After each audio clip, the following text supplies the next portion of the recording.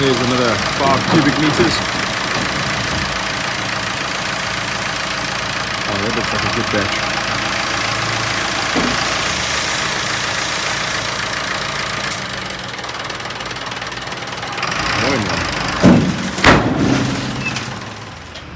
There we go, boys.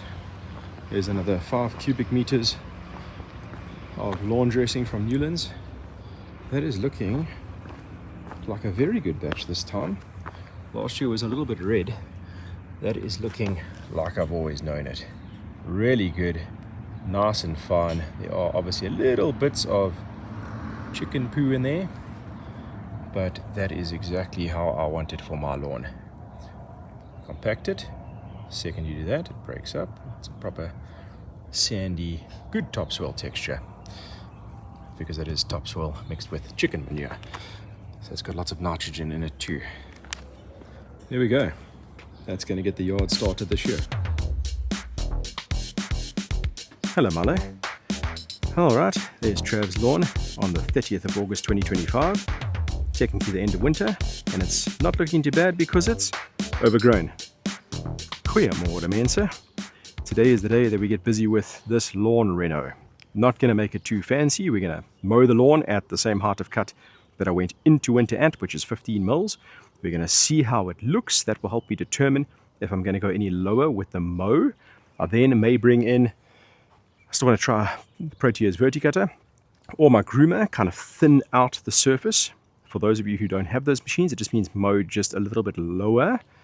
And then I'll investigate again. If I determine I'm at the right height, the lawn has been thinned out enough, most of the mucky, thatchy stuff that's been sitting there beneath this green surface during winter, that needs to be pulled out before you start putting down topsoil. So that's the sort of loose plan for the day. The second portion of it is that I still have not yet filled up areas like this. Ah, check, there's a grassy weed. This is also a good time to get to those grassy weeds. Oh, there's another one over there.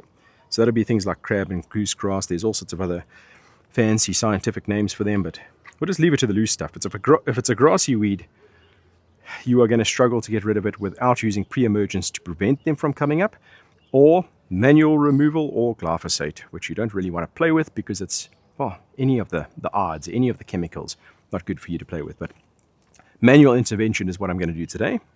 And as I was saying, I'm going to fill up this little area here that's got the little drop off from when I added in this patch here.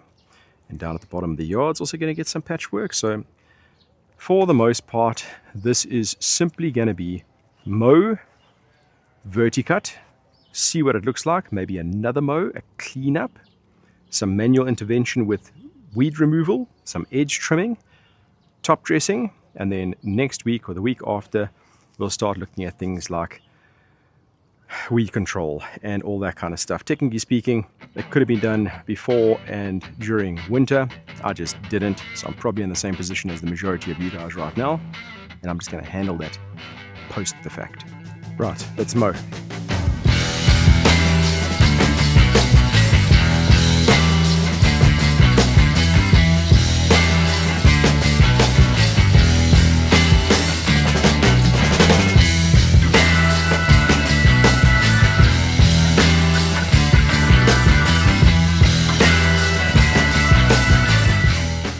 Alrighty, my goodness, that actually looks really, really good. A little bit uneven, a little bit of discoloration in patches, but that's because it needs a feed. It's only just come out of winter, perfectly acceptable. When I sculpt it now a little bit further, we're going to lose all this color, but there is purpose behind that. And that purpose is for me to have a really short, tight turf surface. I don't need the springiness, the sponginess that you sometimes need on sports turfs in particular, so that you can take all the traffic, or like a playground area, you want a little bit more thatch buildup, or at least a bit of a denser turf canopy, so that you can let the grass withstand the wear and tear. I don't want that. Yes, I do have dogs. Those of you with larger dogs and just want nice green lawn, don't go to the extent of sculpting right down to the ground and then try to keep it too short, because your dogs are going to wear through that canopy. You want to keep a little bit of density there, almost like a backup mat, that layer. And that's going to help the grass just keep growing green tips, which is going to give you the green look on the surface, but the mass of solons, the runners that are on the top, are going to bind together and form that protective layer on the surface. So scalping down to the ground is not for everyone. If you like what you see here, then leave it alone. If your intention is to top dress, go still just a little bit shorter than this. Take yourself out of the comfort zone, make it a bit brown and ugly for a minute, just to thin it out so that you can get the topsoil to settle better. If the grass is all built up like this, when you put topsoil on the top of it, it's going to work and bunch itself up into areas which will cause other lumps and bumps, which is what you're trying to avoid by smoothing off the surface of your lawn with topsoil or sand. So it's kind of counterintuitive, right? So I am going to run the Verticutter through this now. I think I'm going to leave it at this because let's have a close-up look here. This is what the grass looks like from the top. You can tell it's pretty good. If I stick my finger in there, and I'm touching now, I don't know if you can see it. There's the thatch, the brownish looking stuff. It's actually not that much. See, there's green runners right down to thatch, which is bits and pieces, which I'm going to pull up now with either the groomer or the Verticutter. So if okay, there we go. Touching soil, go to the tip of that long blade that you see there. That's there on my knuckle. And if I'm guesstimating, that's like 25 to 30 mils, definitely not longer than 30. So I've mowed at 15, come out with 30. That's a single pass. If I just mow it again, I'm going to get it a little bit tighter. You know what? I'm going to mow it again, and then I'm going to pull out the Verticutter.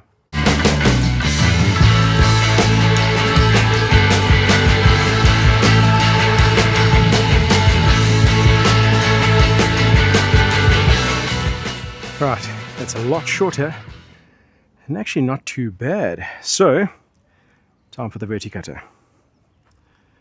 Just the view before that happens. Goodbye grass. Right, so before we get to the laborious side of it, let me show you what a groomer versus Verticutter versus scarifying reel looks like.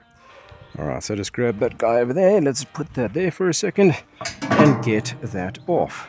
Right, so first things first, you can pretty much see what the differences are. One, which is the groomer, has a smaller diameter reel with thinner blades packed closer together. This is a more delicate, gentle scarifying process, cutting up of the grass process that happens. So this is the type of reel that you can use more often. You would think with the blades being closer together that there would be more harm done, but it's not the case because the blades are thinner and that means less destruction. Whereas if you get into these two blades, you look at the Verticutter, the blade itself, much cleaner edge, it's thicker, and it's kind of squared off as well. This result, even with the blades being further apart, means that this guy pulls up a much bigger amount of grass, and part of its job is to cut down into the soil, basically slits, just a bit. You get another machine which is specifically for verti-slitting, and that's got an even larger diameter. Sorry, I forgot to mention, smaller diameter, larger diameter, and that's so that you can get a little bit into the ground. The verti-slit gets deeper into the ground. So this can not only scarify your lawn, and the same kind of context as what that can and what that can, but it does it kind of in a medium intensity position, but with the option of slight verti-slitting into the ground. And then you get this guy over here, which can be plonked into the machine, and this is the same kind of blade but with a bent sort of angle at it. And as you can imagine, this guy is now crisscrossing and creating way more destruction. So you can basically skip the mowing process, go straight to this and eat this. Almost the entire surface, the entire grass canopy can say goodbye. You can say goodbye to it by using a machine like this because it'll eat through the grass very aggressively. So if I wanted to get this back down to ground zero and I wanted to try and sort of knock out all the little lumps and the bumps of the soil as well, a little bit further, not digging down into the soil, just the surface of it, I can pull this guy out, get rid of all this matter, but that's a huge amount of work and I'm way too lazy for that. And I don't need to. My ground is already quite smooth.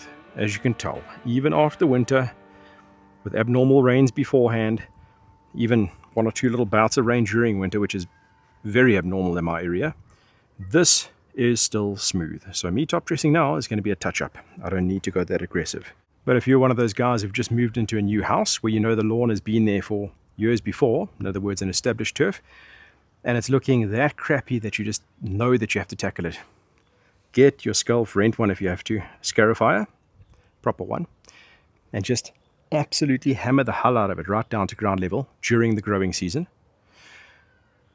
Nitrogen, topsoil, water, let that stuff grow back in again, basically restart. So just go for gold if you're in that circumstance. Anyway, I'm tired of talking. Let's get to verticutting.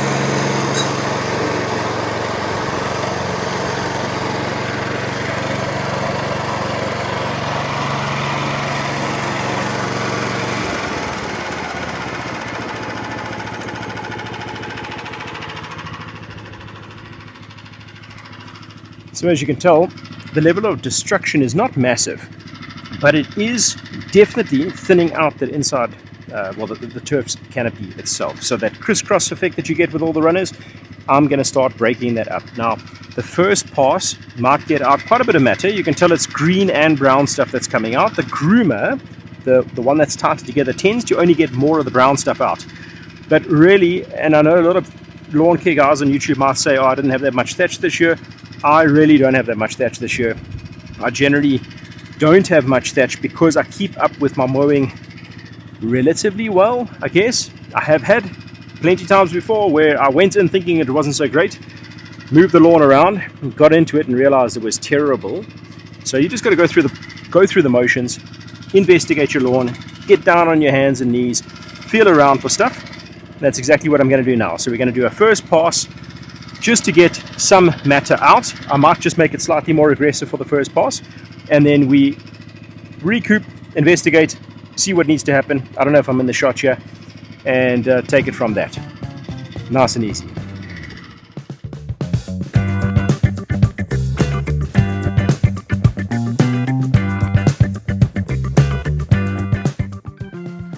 Right, just want to take a sec to show you the outcome after this first pass. As you can see, we've pulled up a good amount of matter, so that's verticut, not verticut. Clearly lost some color over there, not a problem. What I'll do next is, if I had a leaf blower, I'll just blow that all back up, rake it into a bin, cart it away. But because I don't have a leaf blower, I'll most likely just grab the mower back over it again, cart those clippings away and be done with it. What the verticutter looks like when it eats into the soil. And by the way, this little area under here, if you remember last year, I covered it very heavily. I'm talking like, in some cases over here, as high as 30 or even 40 centimeters deep, because it was like a drop off about there. Then it went down to this play area. That killed the alem mostly. Areas like that where Kikuyu grew back, and alem, and Bermuda for the most part, or the alem for the most part, I ended up with sort of growing a bit of a poa farm as well, because of, when you leave the gaps, if you let weeds take a gap, they will take the gap. Anyway, here is what the verticutter looks like when it slits into the ground. So this area here is obviously just straight into the soil. There's poa, by the way, there's some oxalis. These slits are probably about 5 or a little bit more than 5 mils deep, and it creates that perfect line when the ground is damp. Obviously when the ground is dry, it's going to pull up more of like a dusty, loose kind of look. It won't be so clean as clean as this. So a slightly damp soil is nice for the verticutting process. The other side of it is that this is already thin. Remember, that is still just a cylinder mower. And with any mower, you've got 4 wheels, or like these 2 rollers on either side. They are sitting on top of the grass's density. So in the areas where you have thicker turf, you are not cutting as deep into the ground as this. It doesn't, just because this has happened here, does not mean that it's happening over there, which means that I'll need to do a second pass, probably in the opposite direction, in this top section of the lawn. Down here, maybe not so much. Down here, not at all. This one pass will be fine. and then up at the top, crisscross, and we'll probably call it a day after that as far as verticutting goes. Then clean it up again with another mow, bring in the topsoil. Let's do that.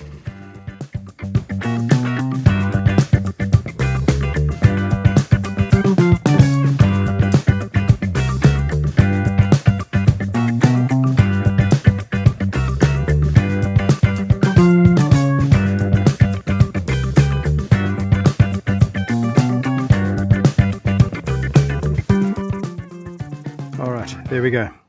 What I ended up doing in the middle probably should have been done with the scarifier. I went over about 4, 5, maybe even 6 times more, and more towards the middle. So I definitely had like an increased growth in the center, probably just more light, more water, whatever the case might have been. Also, over the years, I've been building up a dip that used to be down a drain line here. So it could also just be the massive layer of topsoil that I've been adding to that area over time caused a denser turf, or maybe I just didn't mow it out properly with previous mows. I'm not really sure, but I've cleaned that up now. Now I'm basically, as you're busy taking the vertigator through it, you can very accurately see exactly what you're doing. Some areas, first pass, you start to see the canopy open up that you can see the ground. In other areas, you'll mow over it once, won't see the ground. You'll mow over it a second time in a different direction, start to see it. Third time, then you see it. Other times, 4th or 5th time, then you see it. So as soon as I got a sort of even feel, and also when you feel how the mower is rolling on the ground, as soon as it starts to smoothen out its roll, then you know you're on the right path. So my gardener's out front helping me with beds. I'm going to ask him to come out here and help me with mowing all these grass clippings up, and then we'll start putting down some topsoil.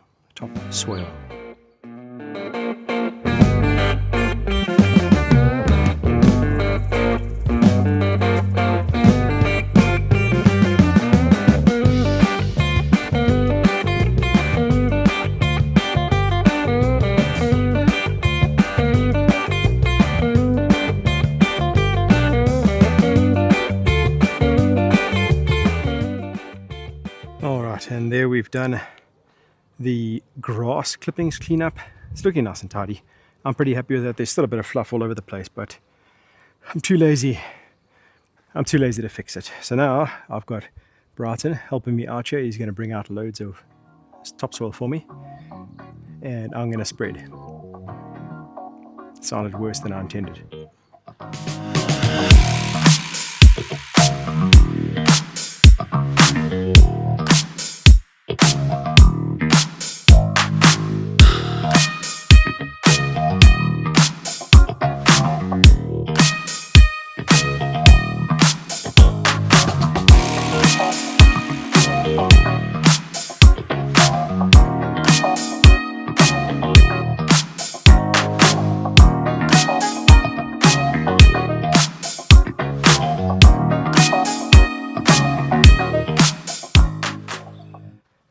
Alright, just went for one of many water breaks. Myself and Brighton are still busy. Yeah, it's 5:15. I started at about 9 a.m. On my own for the beginning of the yard, and then I think it was about 1 o'clock that Brighton and I started working on this. So we are nearly done. I'd say another 25 minutes, 30 minutes we'll be done. I've gotten a reasonable layer. Remember, over the years, I've been adding really thick layers, especially in that dip down there, and that's to more than top dress, it's to correct the grade.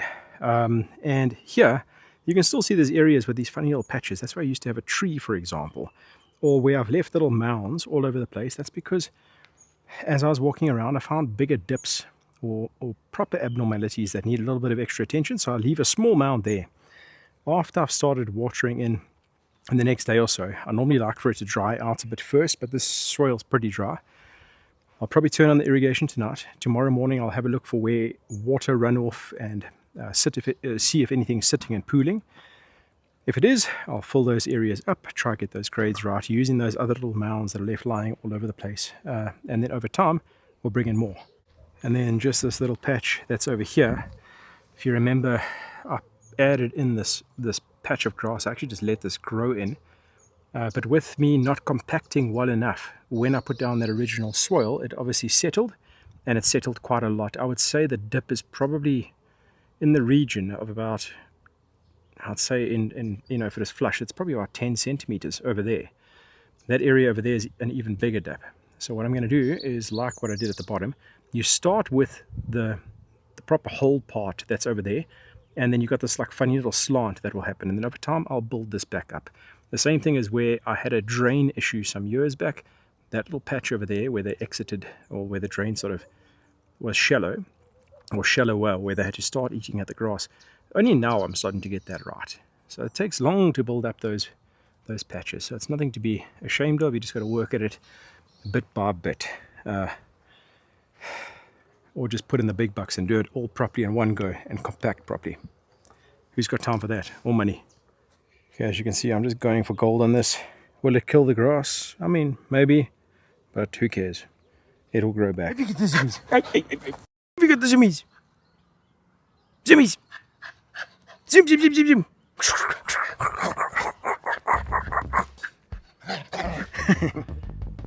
Okie dokie, there I'm done for the day. Myself and Brighton are nice and moch. I said earlier on it was 5:15, but it was 4:15. It's only now about 5:15, so it took us a little bit longer than the extra half an hour that I thought, because I forgot about that little patch up there. So we just had to knock that out too. But yeah, I'm pretty happy. The dogs already started digging all over the place, as you can tell. But such is life, eh? Alright, I'm going to leave it at that. Water, water, water is the next stage. The second I see any sort of top growth and the soil has stabilized, I will start mowing. If I see weeds, I am going to start, maybe not even spot spraying. I'm just going to hit it blanket cover. If I see them again, blanket cover. I really want to, I'm not going to promise anything because I'm sometimes a little bit lazy, but I really want this lawn to look as good as it did a few years back, or better. It must look fantastic. And I think anybody who feels like an extra activity in life, take this on. It'll be fun. It'll be fun, Trav said. See what happens. Anyway, thanks for watching. Like, subscribe, share this with your buddies, and we will see you on the next one. Cheers.